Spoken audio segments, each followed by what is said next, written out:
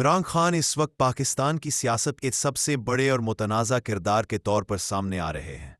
سابق وزیر اعظم کے خلاف درجنوں مقدمات قائم ہیں، جن میں کرپشن، ریاستی راز افشا کرنے اور توشہ خانہ سے متعلق کیسز شامل ہیں۔ عدالتوں میں ان کے خلاف ایک کے بعد ایک فیصلہ آ رہا ہے، لیکن ان کے چاہنے والے یہ سب کچھ سیاسی انتقام قرار دے رہے ہیں۔ حال ہی میں اسلام آباد ہائی کورٹ نے سائفر کیس میں عمران خان کی سزا منسوخ کی، مگر اس کے باوجود وہ جیل سے باہر نہ آ سکے کیونکہ دیگر مقدمات میں وہ اب بھی زیر حراست ہیں۔ توشہ خانہ کے ایک کیس میں انہیں ضمانت مل چکی ہے، لیکن اسی دوران القادر ٹرسٹ کیس میں 14 سال قید کی سزا سنائی گئی، جس نے ان کی قانونی مشکلات کو اور بڑھا دیا ہے۔ عمران خان کا موقف ہے کہ یہ تمام مقدمات جھوٹے اور بے بنیاد ہیں اور ان کا مقصد انہیں سیاست سے باہر رکھنا ہے۔ دوسری طرف حکومتی وزراء کا کہنا ہے کہ قانون سب کے لیے برابر ہے اور عمران خان نے اپنے دور اقتدار میں اختیارات کا غلط استعمال کیا، جس کا جواب انہیں دینا ہوگا۔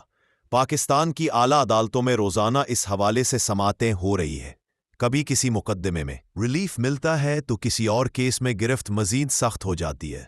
عمران خان کے وکلاء کی ٹیم بار بار یہ کہتی ہے کہ ان کے موکل کو انصاف نہیں دیا جا رہا اور انہیں منصفانہ ٹرائل کا حق ملنا چاہیے۔ عوام کی ایک بڑی تعداد بھی سڑکوں پر نکل کر ان کی رہائی کا مطالبہ کر رہی ہے۔ ملک کے مختلف شہروں میں پی ٹی آئی کے کارکن احتجاج کرتے نظر آتے ہیں، کبھی عدالتوں کے باہر اور کبھی پریس کلب کے سامنے۔ سوال یہ ہے کہ کیا عمران خان واقعی جلد رہا ہو سکیں گے، یا ان کے خلاف جاری کیسز انہیں مزید عرصے تک جیل میں رکھیں گے؟ سیاسی مبصرین کہتے ہیں کہ عمران خان کی رہائی صرف ایک قانونی معاملہ نہیں، بلکہ یہ ایک سیاسی فیصلہ بھی ہے۔ آنے والے دن پاکستان کی سیاست کے لیے نہایت اہم ہوں گے، کیونکہ اگر عمران خان رہا ہوتے ہیں تو انتخابی منظرنامہ یکسر بدل جائے گا، اور اگر وہ جیل میں ہی رہتے ہیں تو ان کے چاہنے والے مزید سخت رد عمل دکھا سکتے ہیں۔ اس وقت پوری قوم کی نظریں عدالتوں پر لگی ہے، اور عوام یہ دیکھنا چاہتے ہیں کہ انصاف ہوتا ہے یا سیاست غالب آتی ہے۔